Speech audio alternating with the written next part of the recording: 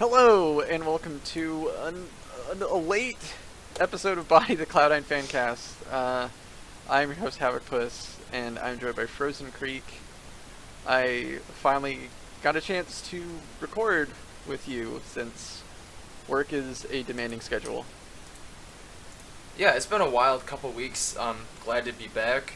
Christmas is over, New Year's is over, my birthday is over. I'm officially an old man, I think, especially when it comes to esports. So that's about it. That's all that's been going on with me. I've been out of town, which is why I have not been on the podcast. Everything is over. Yeah, I just enjoyed my holiday, really. I didn't do a whole lot. But let's just jump right into it. Before we talk about, I guess, the only couple things that are actually going on, I just wanted to gloss over real quick. The British Hurricanes did play in the Season 3 Overwatch Contenders EU quarterfinals today, just a few hours ago actually, and they narrowly lost to Gigante. I wasn't able to watch because I was at work, but it's really unfortunate, especially because the Contenders team, the Hurricanes, have had like a lot of roster shifts, especially with Fusions and Kib going to Overwatch League. So I think that they definitely maybe were feeling those changes, as well as, you know, narrow losses always suck because it's always like, well, maybe if you played a little bit better, if you done a couple things just a little differently, maybe you could have, you know, actually won. But Yeah, I didn't get a chance to watch it either. I should quickly say that we're recording this on Tuesday, around 6:30 Eastern Standard Time, and this probably won't be out till Thursday, so that is kind of old news in a way. So I did not watch it either. I was at work. It is unfortunate, but it is pretty cool that it's happening while Overwatch League is actually in the off season still. So it gives us some Overwatch League to watch. It gives some viewers that little buffer until Overwatch League Season 2 does start, which is in February, I believe. Yeah, it's not till the end of February. I looked it up today, which sucks because it's felt like the longest off season ever. I know. Like, I'm still waiting for League to start, and League doesn't start till late January. Like at the end January. January 26th, which is a week after every other team starts, pretty much. That's so weird that it's so weird that they're starting EULCS and NALCS so late.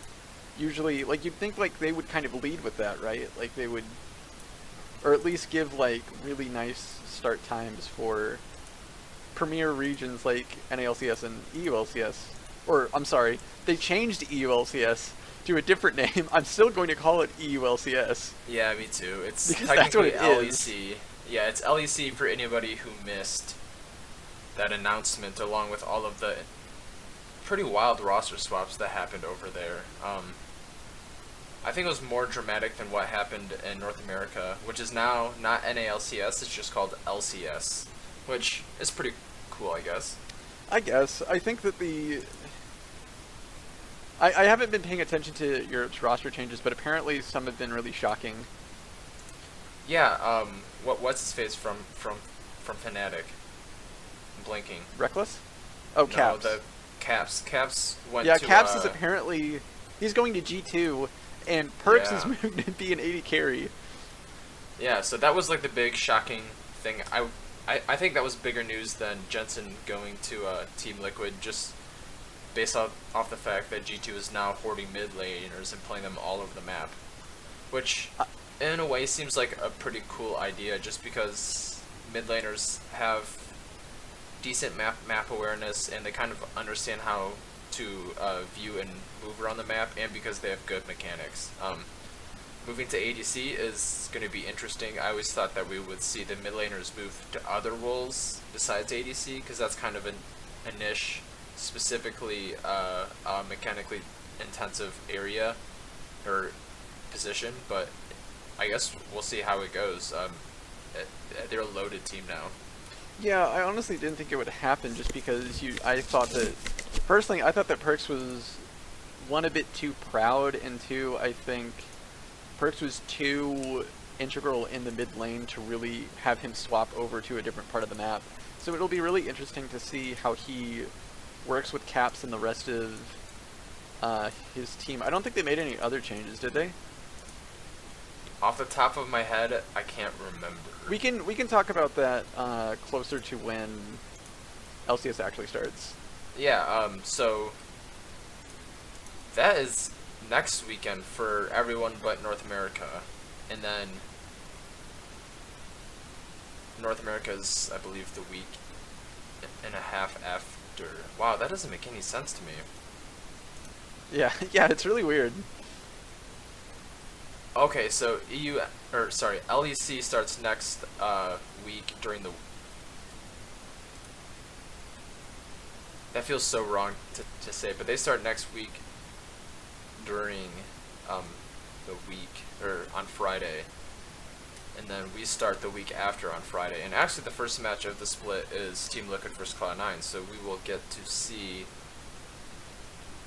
I guess, probably the premier match of the split right off the bat. So, but we will talk about that more the week before, because we're gonna try and have a bigger show with some of our more well-known guests who have been on in the past that aren't us two.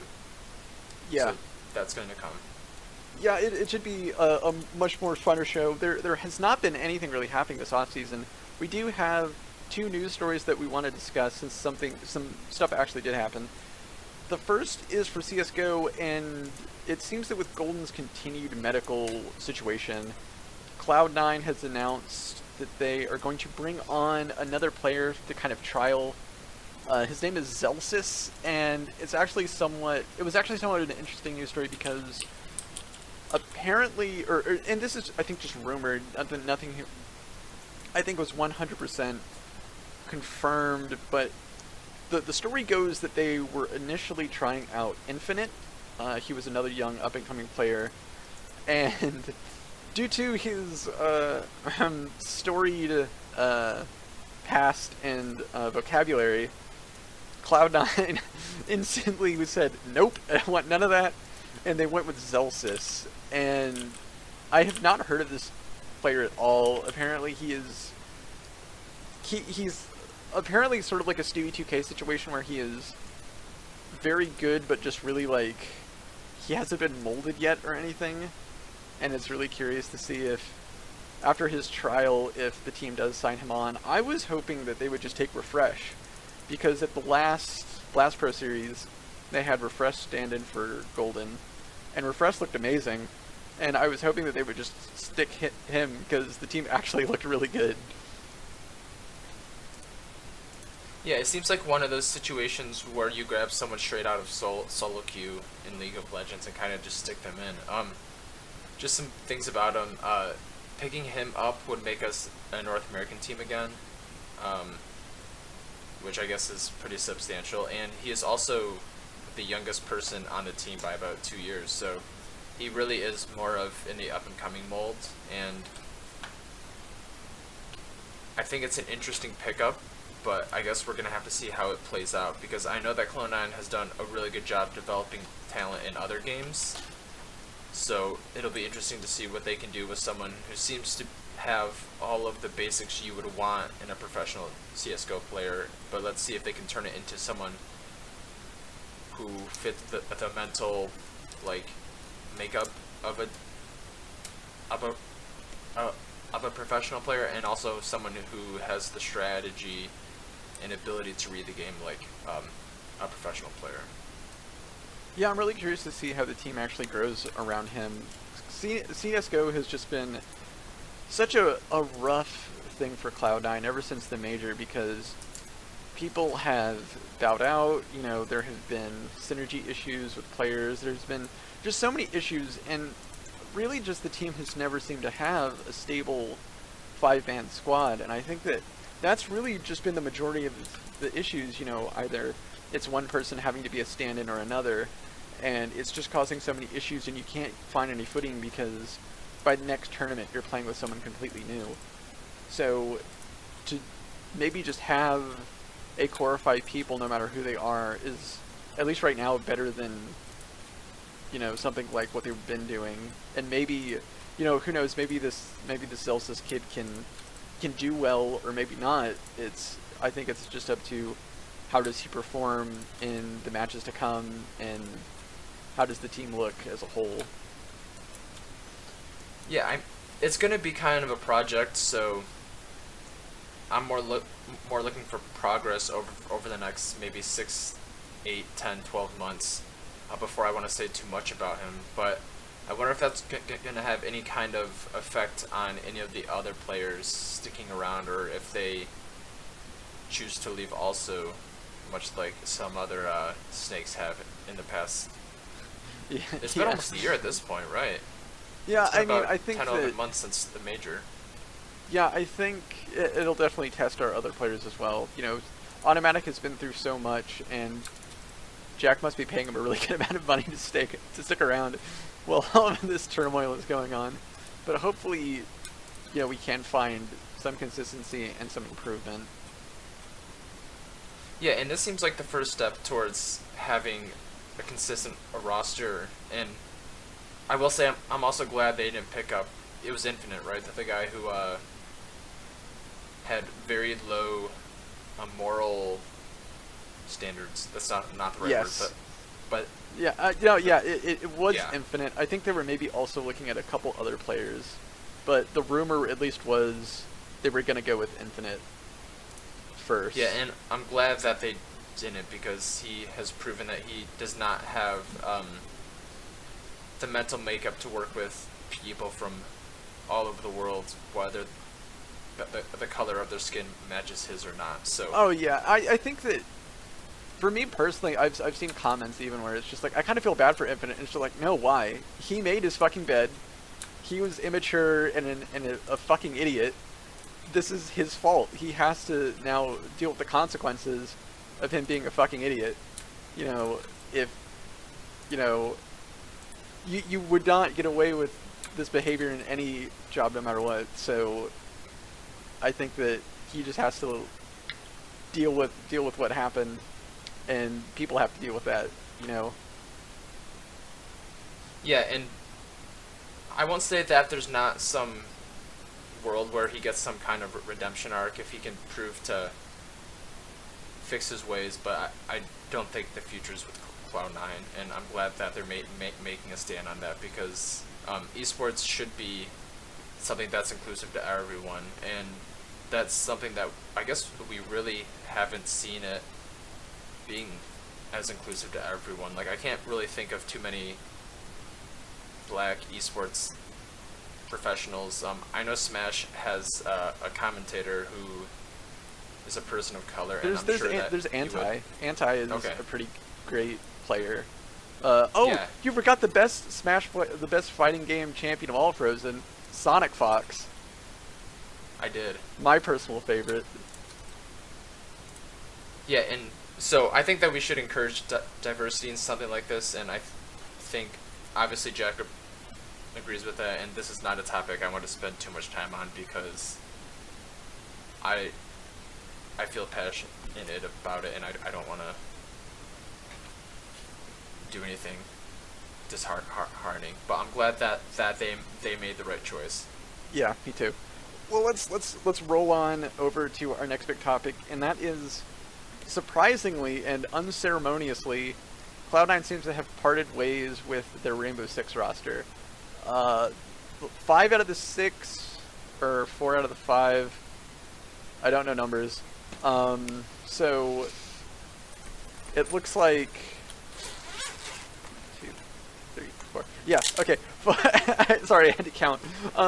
4 out of the 5 players, so Retro, Foxe, Laxing, and Mark the Shark, they all moved to Team Reciprocity. They're a newish org, and I guess they were bought out and they moved over there. Meanwhile, Goddess, I think she got picked up by another team, I'm not sure who. But basically, the team's done. I have no idea how this happened or why. Maybe it was lack of results, maybe it was just lack of tournaments, and maybe Cloud9 didn't see a need for them anymore. I have no idea, but that's what's happened. Yeah, it seemed kind of weird, but I guess it is what it is. I know I never really got into Rainbow Six. I never played it. I watched them a couple times, but I don't think it was one of their premier rosters. Though I am interested to see if they decide to go into the game or if they decide to find some other games to explore. Yeah, I'm not sure either. I think it depends on where they're thinking, what they're doing next with the C9 brand and everything. I'm not sure really where they can actually expand to, because it looks like right now there's nothing really new, probably besides Smash Ultimate, that you can really break into. There's maybe Dota, but I'm not sure if C9 really wants to try to get back into Dota, especially with how Dota just kind of is now. It seems like it's really hard to break back in to that space. I mean, I wouldn't mind. I think that having a Dota team would be awesome. But yeah, there's not any new games to really break into, so I think that right now it would probably be just putting money into the teams that you already have and trying to strengthen them. Yeah, I also would like to see them get into Dota. There's other games they could get into, I'm sure, but it doesn't seem like there's anything big at the moment. So, I guess we'll just have to wait and see. That there's lots of salaries to pay. There's lots of stuff to pay for at any point in time. And if this is going to help us in the future, then so be it. Maybe they were thinking of disbanding Rainbow Six in any way, but I guess it is what it is. I would like to see us in more games, even if I don't watch them, because it teaches me about new games to watch and play. So I guess we'll just have to see. I could maybe even see us disbanding Clash Royale, just because they didn't make playoffs, or they got kicked out in the first round of playoffs, as well as the first season is kind of done with, and there doesn't seem to be much hype about the second season. So I could see us parting ways with them as well. We did pick up a bunch of new Hearthstone players recently, so maybe we're looking to get more in there. I'm really unsure about what Cloud9 wants to really do right now. Yeah, I would like to see us hop into Hearthstone again. I know we had some fantastic players in the past, so it would be cool to see us jump in and play more. It would be cool to see us play some of the Magic of the Gathering Arena, since that's popping up. Though I'm not sure the functionality on that, because I downloaded it and didn't actually open the game. And it's like Hearthstone, but way more complicated. That's what I've gathered. I would also like to see us maybe pick someone up for Switch Ultimate. I know some people on the subreddit were talking about it and mentioning specific players. I know that Pie Magic Man said that Melee is not going to die because of Ultimate coming out, so I have to imagine that Mango would probably stay there. So I would like to see us pick someone up, because that seems to be not only like the hot new thing, but it seems to have the longest longevity, I guess. That's not way that's to right. say it. Yeah, just because it is unique from other Smash games in the sense that it can be patched and updated, much like League of Legends or Overwatch is. So there's always new characters that can be popping up in competitive play, and it really requires professionals to be able to play multiple styles and characters at any point in time. Yeah, I think Smash Ultimate will definitely probably hang around for a while. It'll probably replace 4. I'm really curious to see who and like if, when, and who we actually do pick up, because I think like Ultimate is big enough to where like you probably have to have a player, so it might just be a I think a lot of orgs are probably waiting to see like, okay, who's like a really good player and who gets like results. That way, you know, we can then see like, you know, who to sign and everything like that. But I think right now it's more of like a waiting game. Yeah, it's still pretty new. It's only, what, a month or two old, so time will tell. But I'm hoping that we can get into it because I've been having fun watching some of the tournaments online and such, and seeing new people pop up that I never saw watching Mango play in Melee. Yeah, it'll definitely be interesting for sure. I don't have anything else to really say on it. Yeah, I don't have too much to add. Is there anything else that you want to talk about? I can't really think of anything. How'd you feel about the college football championship last night? I actually didn't feel too much about it, to be honest. After Alabama beat Oklahoma, I was already kind of uneasy because they looked kind of shaky, especially towards the end because their defense kept trying to throw the game. And watching it, like, just seeing Alabama kind of make really dumb mistakes and not play to probably the potential that they could have over and over and over again, I just kind of accepted, like, oh, well, we lost. Number 2 is still okay. And then kind of moved on. Yeah, I will say, Trevor Lawrence and that freshman wide receiver for Clemson looked remarkably good. So Clemson played really well to lose to. So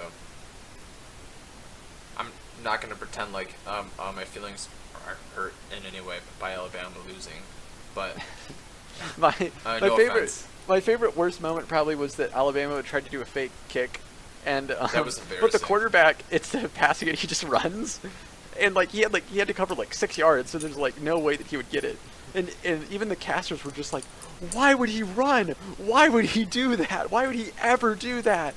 And it was just really funny. Yeah, and what was like worse about it was like kind of an obvious fake, like the kicker and the holder were like not even hiding the fact at all that it was like kind of a fake. Well, Alabama it really felt like a fake. Yeah, Alabama always lets one of the quarterbacks be the holder for like just that scenario, so it's kind of always there, but at the same time, you know, you're down by that much, you kind of have to go for it, so it was kind of obvious. Yeah, and I mean I can't pretend like my team was some beacon of anything this year besides the defense, so which was I would say they might have been the best defense in the country besides Clemson, but our offense was so bad it didn't matter. So I guess we should wrap it up. Just a short episode this week. I have to go to the Michigan State Purdue basketball game, so I have places to be. We will for sure do a pre-LCS show, hopefully with a couple more bodies to hype up Cloud9. We will do our usual predictions. We are not doing fantasy this year because fantasy is closed down for the spring split. Riot is trying to actually give us a good fantasy experience for once, so we will see how that goes. Yeah, thanks again for watching. Remember to follow us at Bodied. Shit, I forgot our own Twitter. C9 Bodied. Yes, thank you. Please, at C9 Bodied to get updates on the show and stuff. Also email us at bodiedfancast@gmail.com if you have any questions that you want answered and stuff like that. But that's it for us. Alrighty. So thank you and goodbye. Goodbye.